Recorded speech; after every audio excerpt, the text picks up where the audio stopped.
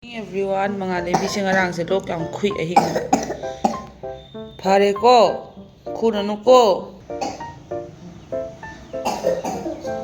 Aduna aishu ngarang lo isada arum hausilaktana. Na aise si tawriba ko sumana saloni leiteba. Tanja se hoban imai cha hainariba. Ya phaje ma ta se am lui. Mai da khayam to lage. Khayam to sala zarani.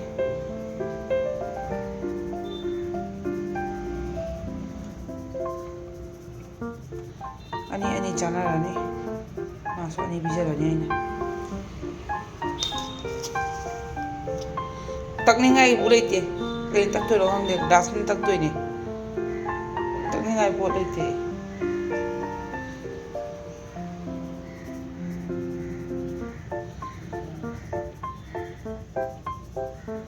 Morning की blog नहीं मैं आप morning they how रगे blog से ही चिता लो निजे नुशिरा कोई माना हापक बने ऐने पूरा एक चाव था वो इधर बस का है वो हापचन गो ऐने हापचलक बने काना ऐसे इमा आइडी अले यो बसे पुना अब थोड़ा मचा रहा हम नहीं नट्रा मी ममा और अगर दी तो सन की दो इन्हें आवा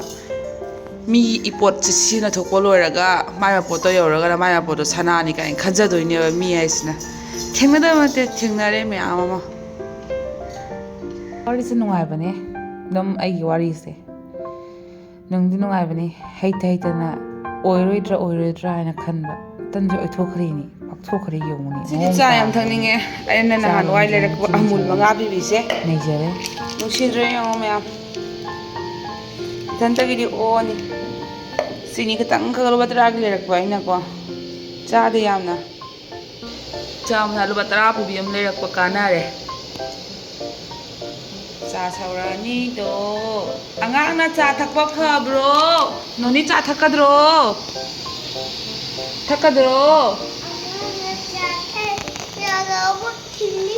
angang ma mobile da haye tum hawala ke machin ga jiong cha thakpa phatte kwa abung angang na cha tha ne mobile la mabuk thili na tra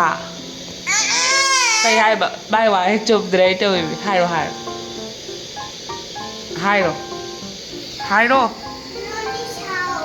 kai gi sao ino ne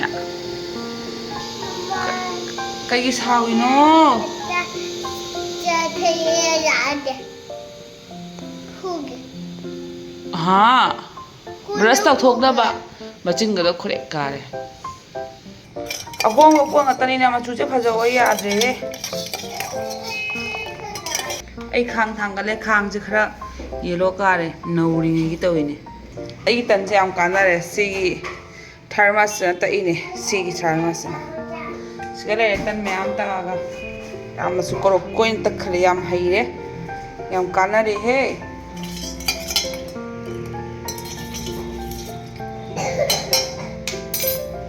Zeo ya mwana hawi hai tai khang sina su pik pana ku pik ama hai kana dawa le puri ore di pha puri suna ta bani na ne ko puri ore thau yam changni na ko sumai hawi ne sanari jana pi maram mukpi mai maram muk sana siri pik tak to i phajani thau khar nam na ha angang oi jerani go Hajare jadi.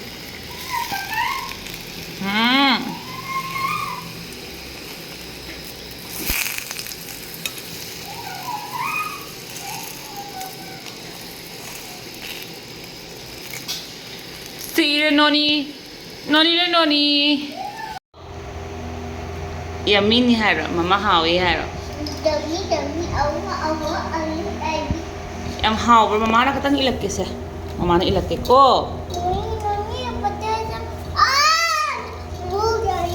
Lay doon ni mama na buru lay doon ni lala sa nusiban.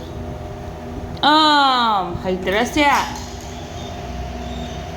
Makis smile eh sigala eh igi. Achar siga tawa achar ni. Haurani. Jerum thonga ge. Adana jerum phuli siga. Mga lebi na kapini nga side sana po lebiu na. Mana ngarang angang si ko masano ngayagtaba do man siya ko tang osan gre do na ina mong pagphau do I siga nungsa phajari firon su do ni phawom bu leite lok chu khuri do mana imu chasi na lori lupa no kizai mama kon pheng do ke ngasai cha thak pa loi kon pheng dri kisana dana mana ibu kap tana khotana leire mama ulo je mama wai tei ri Mayam, wadi. Noni na sisi hanjalle. Sisi kalau mama wai tei je halo. Dai. Padahal je halo mama wai tei se. Ngasi ki weather se nusa mu sai amu nong thi mu mangi ki dau no khangde. Nong ka tasla di olang bas loi ing ki doi ne. Fazadra views se mya. Mata ka khala di me na fazaba he le ba kwa asin ki da. Fazama ka ba ga dingam maroi angang yaw bani na. Ai yerum moina thongjarage hojiki oina ai di thongma matamna nungthang su yauna hapchalle anirak thongwa ngamde sat ai di thongjan gi manara su wai sangba hele hot case sapchala sana sabdo yerum se ngobora ne yang hang tang hapa se yerum sem sak phaja bane nga sangang na sanari ai gi maram mopi sanari nchidra aina mak se khra chole na phogdomba nungsa se ko mamjhalle tu masih di Sunday oi bani na mi myam se phi myam se yong se ma lo ni to ise already jirum thong se masu go yam phajare morog yam sa han dida ja masla dam na saring de ko than tayu oi bani na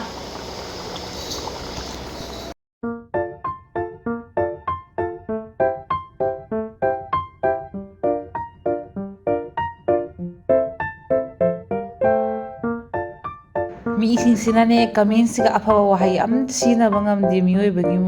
makok se ko phatta bata khanna dum leibra khangde ba khara positive su khanba tammo afaba su khanba tammo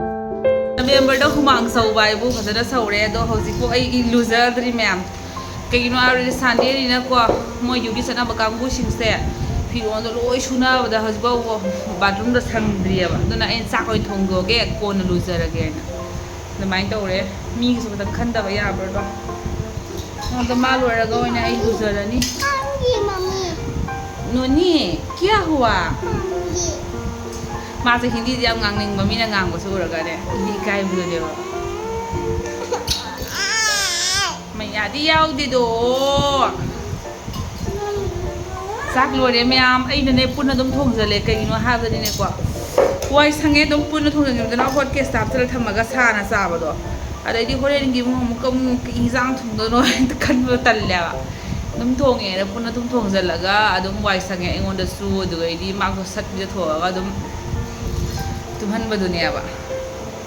damai tau jadi yar ngarang se ai smai tau re myam ai se trading set ko isai thon da ai pa koi na pa ra ko ine yam hai drop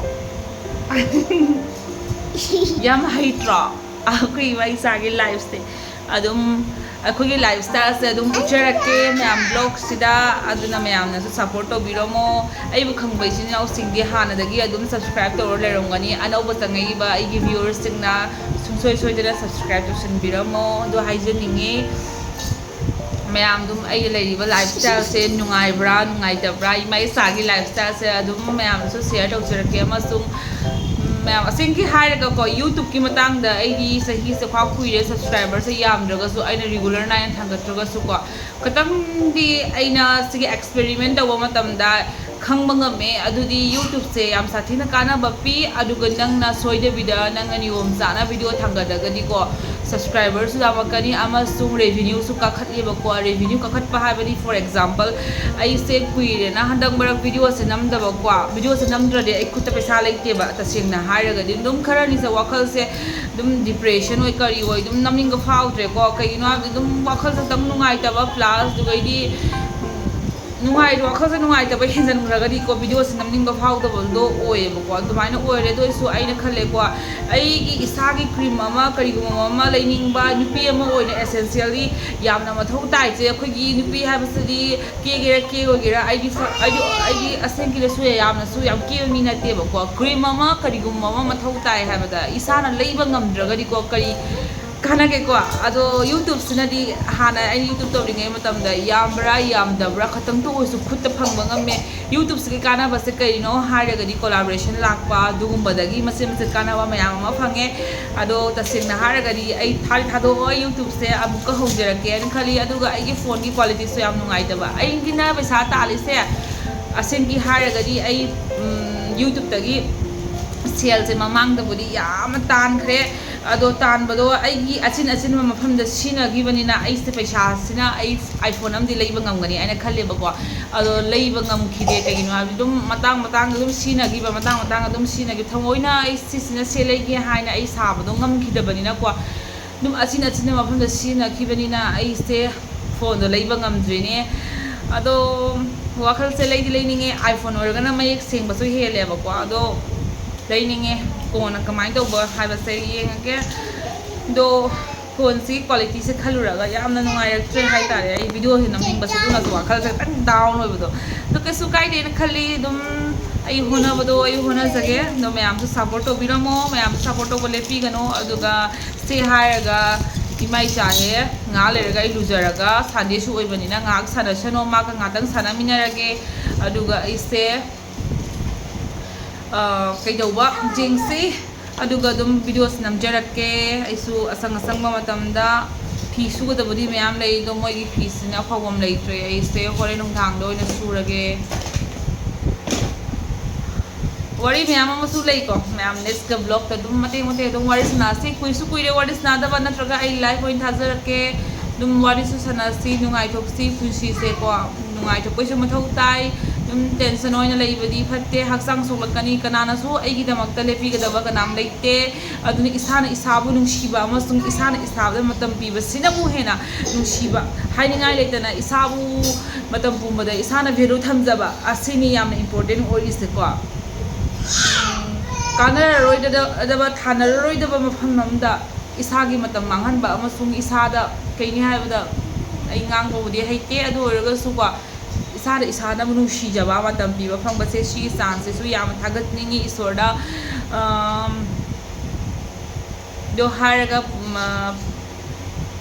ngasisekwa horen ai ngasi ai gi laptop se display re yadre ai tension oire sina ai thabak to nungai tre do ai change to na bo honori ne do ai na imana ba am chamina si hai ki bane mo ko ado moi na nupa ora na moi na asamis ngang bu khot pa do moi ron ge mi ora na khatang thok to ro ai na budi chat pa do ai ngamme to ba ngamme aduga khatang ahoi ron ge mi se ora ga thok sangak kadra adu magi aki baduna ai na hai ba khoi mana ba ngak da ko chamina si hai na ko angang ne adu chamina si hai ne ai na do ma so hoi budi hai re kana na khangi ni pa ma chani na koi ba khot pa chakhradi du to ba ngamde aduna ai chakke ne dikhalle do horin chala kana yeng halakke mayam kagino mobile je katu karan to isina pisa leibra ba pisa leibra hairo pisa leibra na ai ngonda leite leitradi kagino na phone je pere pere salise ya tradi kamai to dori